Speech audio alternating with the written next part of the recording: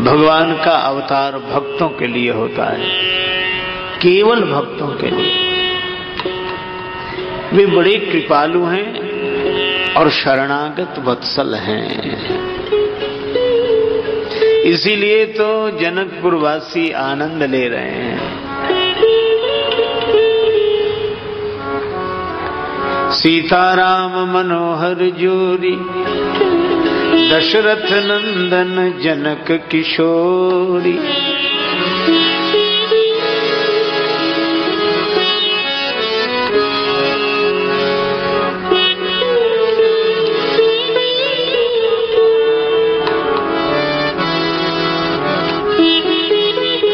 कौशल्यानंद वर्धन श्री राघवेंद्र और जनक नरेंद्र नंदनी श्री जानकी जी। युगल सरकार की छवि देखकर भक्त आनंदित होते हैं। जिन जानकी राम छवि देखी, को सुकृति हम सरिस विसेखी। भगवान की बड़ी कृपा है, बड़ी कृपा।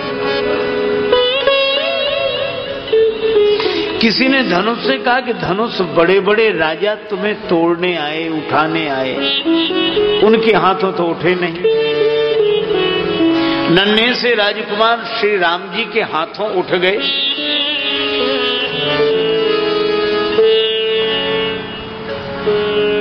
यह लज्जा की बात नहीं है। धनुष ने कहा कि मैं बहुत प्रसन्न हूं, उठा भी तो राम जी के हाथों में उठा। और इसका आशय यह हुआ कि हम अपने उत्थान में भगवान का हाथ देखें। हमें जो ऊंचाई मिल रही है उसके मूल में भगवान की कृपा का हाथ है।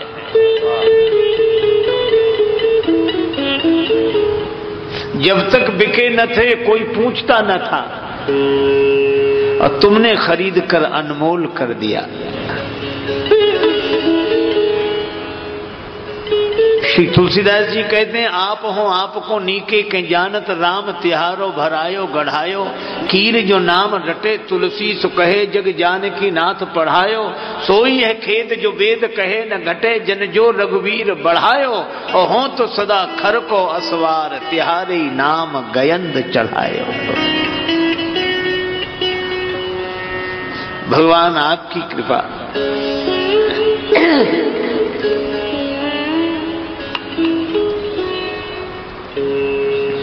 धनुष ने काम उठे तो राम जी के हाथों में उठे। किसी ने कहा ऐसा उठना किस काम का कि गिरा दिए गए। धनुष ने कहा कि हम गिरे भी तो श्री राम जी के चरणों में गिरे। ऊपर उठने का अवसर आए तो भगवान की कृपा देखनी चाहिए, और नीचे गिरने का अवसर आए तो भगवान के चरणों में गिरना चाहिए। क्योंकि जो भगवान के चरणों में गिर जाता है उसे फिर और कहीं गिरना नहीं पड़ता।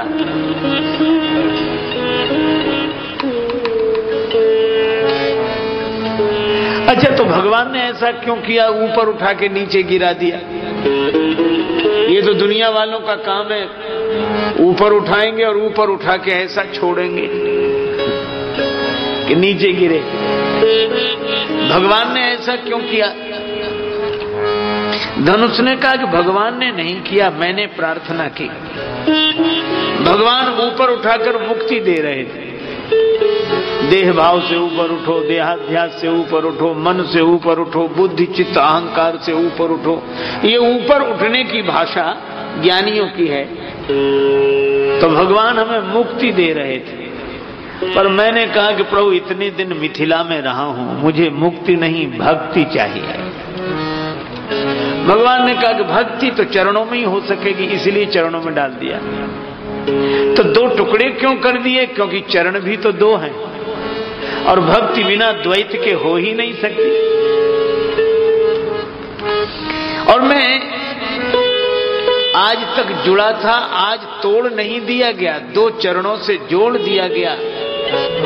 अभी तक श्री जानकी जी के चरणों से जुड़ा था, आज धनुष के दो टुकड़े हो गए तो एक रूप से श्री जानकी माता के चरणों में और एक रूप से प्रभु श्री राम जी के चरणों में, और दोनों को जोड़ने वाले ये अनुराग की रस्सी कभी न टूटे, यही मैं चाहता हूं। भगवान श्री सीताराम जी के चरणों में पड़ा हूं। अच्छा देखो, एक बात है, रस्सी नहीं टूटी। भगवान ने धनुष चढ़ाया तो रस्सी भगवान की ओर आ गई, और जो भगवान की ओर आ जाता है, शरण में आ जाता है, उसे भगवान भी नहीं तोड़ते। और कोदंड अकड़ा हुआ था, खींचा तो सामने गया, जो दूर गया उसके दो टुकड़े हो गए। इसका अर्थ है कि हमें भी नम्र बनकर भगवान की शरण में ही रहना चाहिए। जो जाकी शरण ही रहे, ताहे ताहे की लाज, मीन धार सन्मुख बहे, सन्मुख चले बहे जात गजराज। इसलिए भैया रस्सी नहीं टूटी, आनंद ही आनंद जनकपुर में। अच्छा देखो, सभी प्रसन्न हुए धनुष टूटने से। टूटे धनुष सुखी सब रानी, टूटे धनुष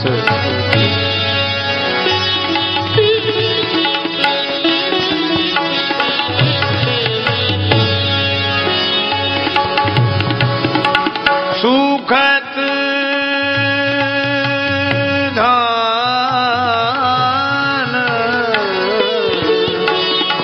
सुखत धान पराजन पानी,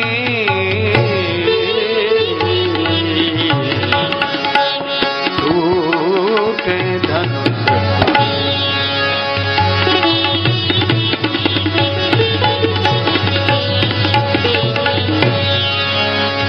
सुखी सब रानी, सुखद दान पराजन पानी।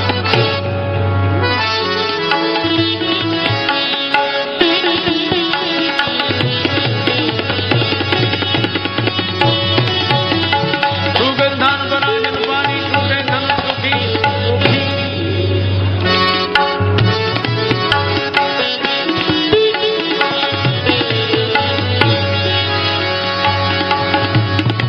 माताएं ऐसे प्रसन्न हुई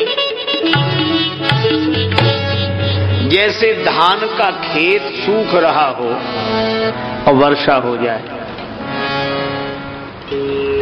श्री राम जी वर मिल गए श्री किशोरी जी को, बड़ा अच्छा। धान के खेत को तो जल चाहिए, चाहे ऊपर से गिरे, चाहे वर्षा का जल हो, चाहे नल से, चाहे कुएं से।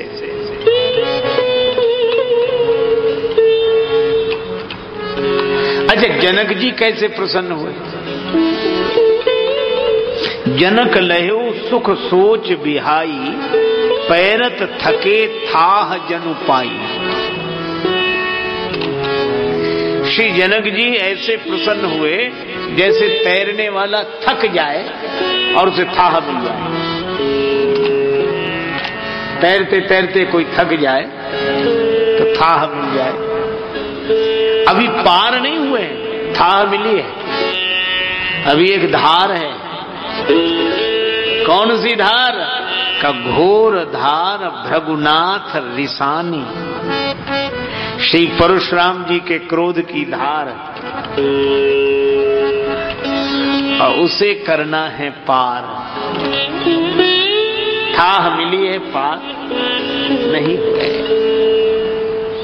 और श्री सीता जी के सुख का वर्णन कैसे किया जाए? सीय सुखई वर्णीय कही भांति, जनु चातकी पाई जल स्वाति। जैसे चातकी को स्वाति नक्षत्र का जल मिल गया हो।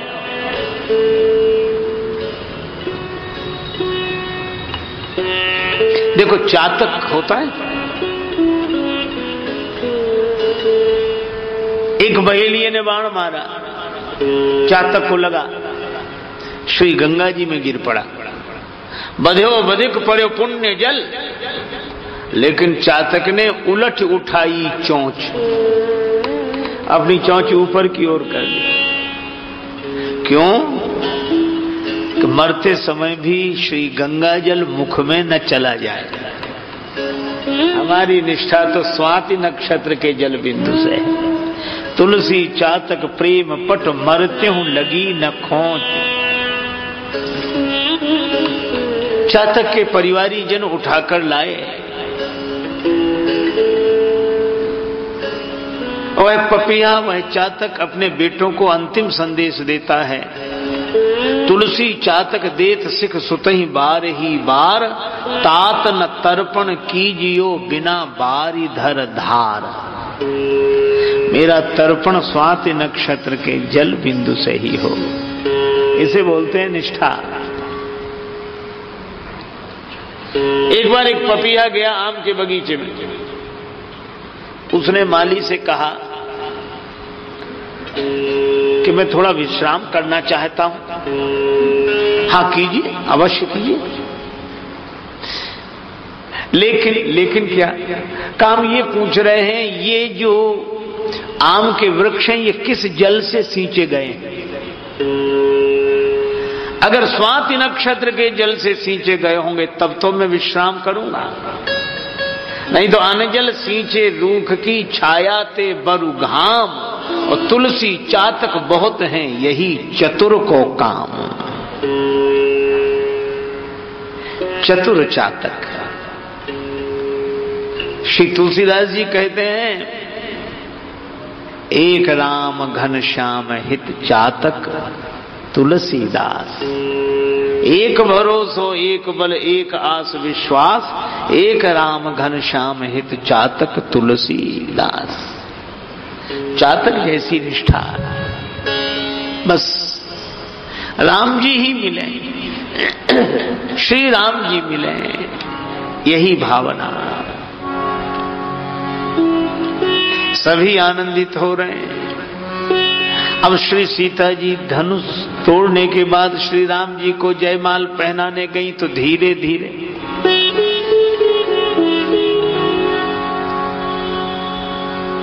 गुरुजन लाज समाज बड़ देख सीय सकुचान है। अब राजाओं ने देखा। एक राजा अपने बगल वाले राजा से बोला कि भैया देख रहे हो कन्या की चाल में धीमापन है। दूसरा बोला कि गुरुजन बैठे हैं, उनका लाज शर्म संकोच। एक राजा बोला ये बात नहीं। फिर हमें लगता है कन्या के मन में वर के प्रति कोई उत्साह नहीं, पर वर ने धनुष तोड़ दिया तो धीरे धीरे जा रही जयमाल पहना रही। लोगों ने कहा नहीं ऐसा नहीं। अब श्री जानकी जी राम जी के समक्ष गई तो उन्हें अपने होने का होश ही नहीं रहा, पर सखी ने जयमाल पहनवाई। वो राजा फिर बोले देखा जयमाल पहनाने में भी इतनी देर। और तीसरी बात, जब श्री किशोरी जी से कहा गया कि आप प्रणाम करो तो गौतम तीय गति सुरति कर नहीं परसत पग पानी।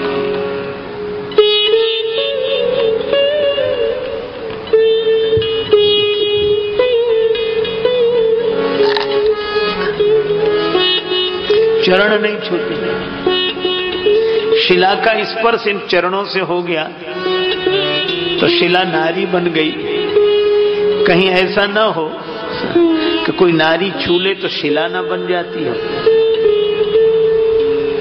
अब इन राजाओं को ये तय पक्का हो गया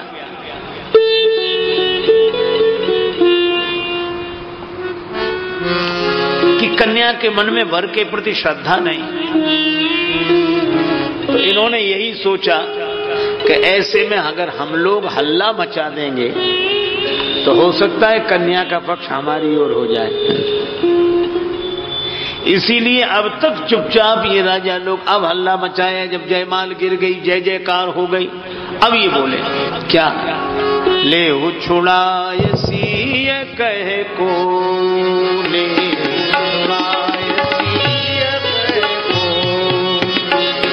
छुड़ाय सीय कहे को, ले छुड़ाय धरि बांधहु नृप बालक दो, धरि बांधहु नृप बालक दो।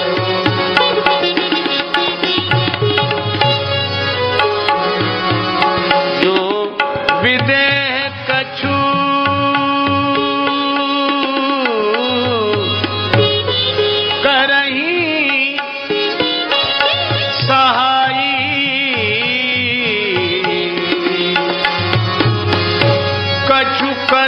सहाई, कछु करहि सहाई। जो विदेह कछु करहि सहाई। जीतहु समर सहत दो भाई, जीतहु समर सहत दो भाई।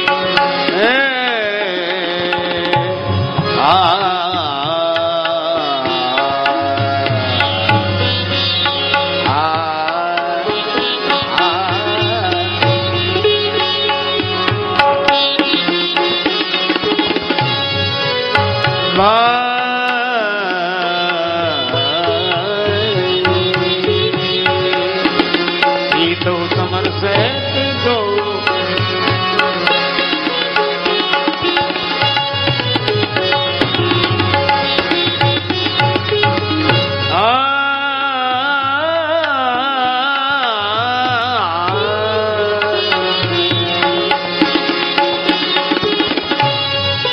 समर सहत, समर सहत सहत दो। दोनों भाइयों को जीतो। एक ने कहा उठो, श्री जानकी जी को छुड़ा लो इनसे। हालांकि उसने कहा, छुड़ाने नहीं गया।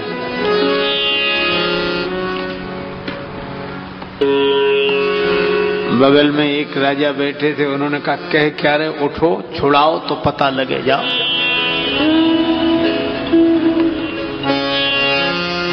वो बोला तो हम क्यों जाएंगे? अच्छा जाओगे नहीं तो कह क्यों रहे हो? तो बोला वाह, इतना भी नहीं जानते, भड़काने वाला कभी आगे चल के मरा है आज तक?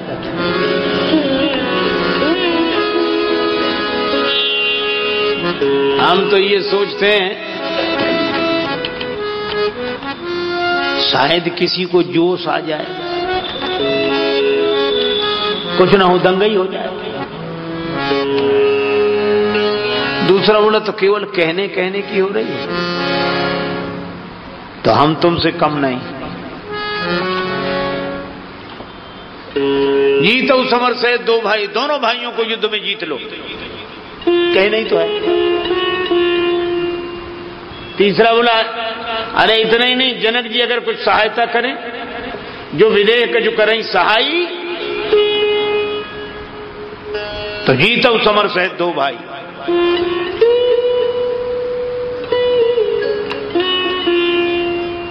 अब लक्ष्मण जी इधर उधर देखेंगे ये कौन बोल रहा है। अच्छा एक अजीब बात, बोलने वाले का पता ही न लगे कि कौन है भीड़ में। लक्ष्मण जी बहुत गौर से देखेंगे है कौन। अच्छा देखो, जहां केवल बोलना ही हो वहां कम काहे को बोलो। एक व्यक्ति था बड़ा आलसी, बहुत। उसकी पत्नी कहे कि बरसात आने वाली है, वर्षा में दिक्कत होगी, अपना छप्पर बांध लो घर के आगे ताकि बैठने में सुविधा रहे। बोला बांध लेंगे बांध लेंगे, उसने नहीं बांधा। बरसात भी आ गई, बांध लेंगे। अच्छा उस आदमी से पत्नी तो चिढ़ती थी, पर उस आदमी को एक विचित्र तरह का मर्ज था, उसको झाड़ फूंक का एक मंत्र आता था। वो बैठा बैठा बस मरीज का इंतजार करता था कि कोई आवे और झाड़ा दे। एक दिन एक मरीज आया, वो नीम के पत्तों का झोंका बनाकर जो झाड़ा देना उसने शुरू किया, मंत्र भी बोलता जाए। तो पत्नी ने सुना कि मंत्र क्या बोलता है। जब उसने कान लगा के सुना तो वो मालूम क्या कह रहा था, ऐसे झोंके से ऐसे करे और फिर कहे छू, और उसके बाद मंत्र बोलना शुरू करे। आकाश बांधू, पाताल बांधू, 7 समुद्र बांधू, घाट का घटोई बांधू, मरघट का मसान बांधू, छू। फिर कहे आकाश बांधू, पाताल बांधू, 7 समुद्र बांधू, घाट का घटोई बांधू, मरघट का मसान बांधू, छू। और तीसरी बार जैसे बोला आकाश बांधू, पाताल बांधू, तो उसकी पत्नी भीतर से गरजती हुई आई, बोले रहने दे, ये घर का छप्पर तो बनता नहीं है, ये आकाश पाताल बांध रहा है, 7 समुद्र बांध रहा है। हम लोग भी बातों में जाने क्या क्या बांधते हैं, और भीड़ में इतनी हिम्मत नहीं कि दिख जाए। लक्ष्मण जी गौर से भी देख रहे हैं तो नहीं दिख रहे। लक्ष्मण जी को लगा कि ये श्री राम जी सोचते हैं कि अगर लक्ष्मण जी की ओर देख दिया तो जगमा सखा निशाचर जेते, लक्ष्मण हानई निमिष मह तेते, विश्व युद्ध हो जाएगा। युद्ध को टालना चाहिए, युद्ध की विभीषिका बड़ी खराब होती है। हम शांति प्रिय हैं। लक्ष्मण जी ने कहा युद्ध तो हम भी नहीं चाहते, पर इसका यह अर्थ नहीं कि जिसके जो मन में आए सोई कहता रहे। अच्छा देखो, है विषम स्थिति की नहीं। एक महात्मा गए, गर्मी के दिन, दोपहरी का समय, सोचा ये वृक्ष के नीचे विश्राम कर लें। बट वृक्ष था।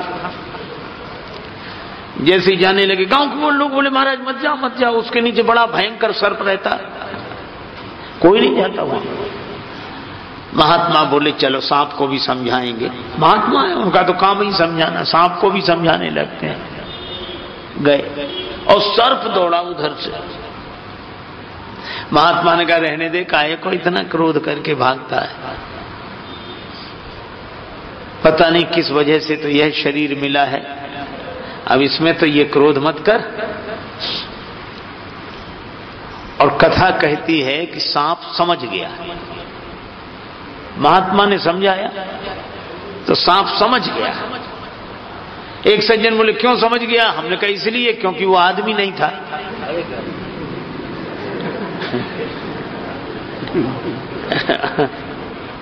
आजकल समझने में आदमी को कठिनाई, सांप फिर भी समझ जाते हैं। समझ गया। महात्मा ने गांव वालों में प्रचार किया कि वो चेला हो गया है, अब वो किसी को नहीं काटेगा, किसी को नहीं सताएगा। ठीक है। अब बच्चे गए, ढेला मारा, सांप विचलित नहीं हुआ। महात्मा तो चले गए थे। अब एक बालक गया सो सांप की पूंछ पर पांव रख दिया, सांप फिर भी नहीं बोला। दूसरे ने मुंह पर पांव रख दिया, सांप नहीं बोला। अहिंसावादी हो गया था, संत का शिष्य हो गया। अब बालक उसकी पूंछ पकड़ के ऐसे ऐसे घुमाए, बट वृक्ष की डाली पर ऐसे रस्सी बना के डालने, उस झूला झूले, और वहीं बूढ़े लोग बैठे हैं, वो सांप से झूला झूले, थक जाएं तो फिर भोजन करने चले जाएं, और भोजन करके लौटे तो फिर झूलने लगे। 5 दिन बाद महात्मा लौटे, चेले को ढूंढे तो पता ही न लगे। एक जगह मरणासन्न पड़ा, एक एक हड्डी फसली बेचारे। महात्मा को बड़ा दुख हुआ। बोले बेटा तुम्हारी यह दुर्दशा किस कुसंग से हुई है? सांप बोला क्षमा करें महाराज, सत्संग से हुई है। आप ही कह गए थे कि किसी को मत काटना, उस वजह से ये दुर्दशा हुई।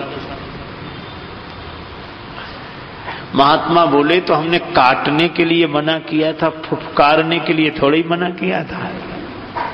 काटोगे तो दूसरे को हानि पहुंचेगी, और फुफकारोगे नहीं तो तुमको ही कठिनाई होगी, इसलिए अपना बचाव तो करो। सांप बोला ऐसा? कहां? अब आए बच्चे, और जो सांप ने फुफकार मारी दूर से ही भागे। तो हमारी संस्कृति कहती है कि दूसरे को मत सताओ पर अपने को सुरक्षित भी तो रखो। राम जी बोले लक्ष्मण चिंता मत करो, इनका उपाय तो हम अभी बुला देते हैं। और उसी समय तेहि अवसर सुनि शिव धनु भंगा, आये भृगुकुल कमल पतंगा। अब राजाओं ने देखा चारों तरफ दीवाल, एक द्वार प्रमुख, उसी द्वार में परशुराम जी क्रोध में भरकर फरसा लेकर खड़े हो गए। और जो परशुराम जी को खड़े देखा, अरे बाप रे बाप,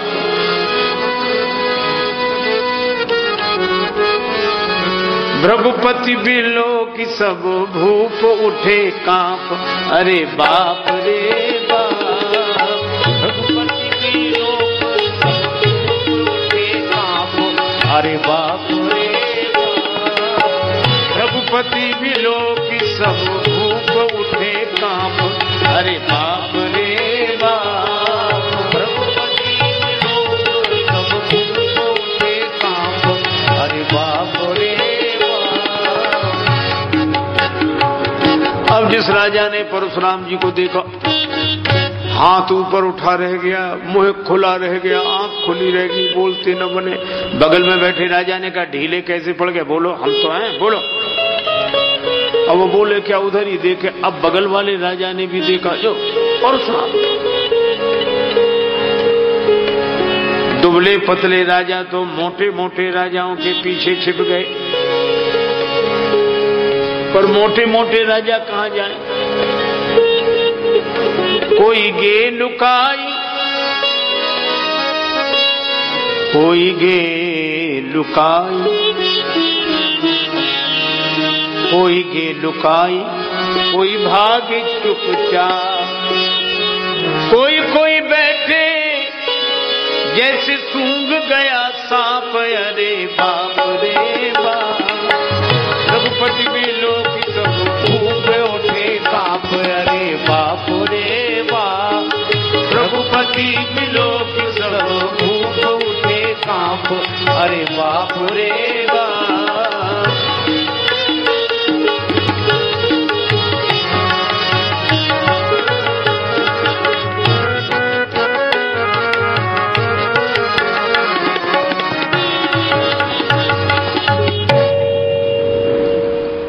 परशुराम जी जिसकी ओर गौर से देखते कि इसे पहले भी कहीं देखा है, वही समझता था कि बस हमारी उम्र के दिन पूरे हो गए। यही सुभाए चित वही हित जानी, सो जानई जनुआयु फुटानी।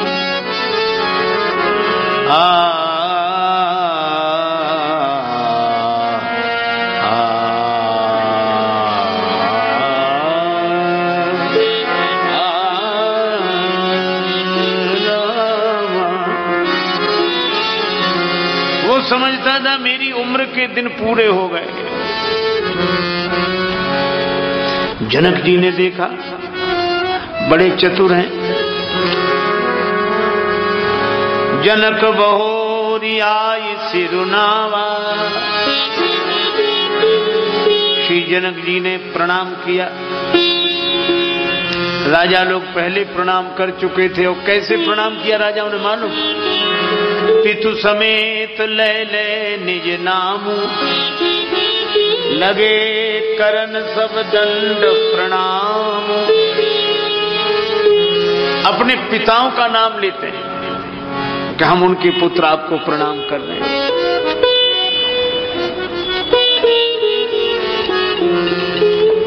ये बड़ी अटपटी व्यवस्था लगती है। कोई पिता का नाम लेकर प्रणाम क्यों करे? क्यों भाई? मुझे बहुत दिन तक यह बात समझ में नहीं आई, लेकिन आजकल आने लगी कि ठीक लिखा है। आप ऐसे सोचो, जैसे हमको अनेक लोग मिलते हैं, जगह जगह मिलते हैं। अब कोई मिल गया, देखकर मुस्कुराएगा, प्रणाम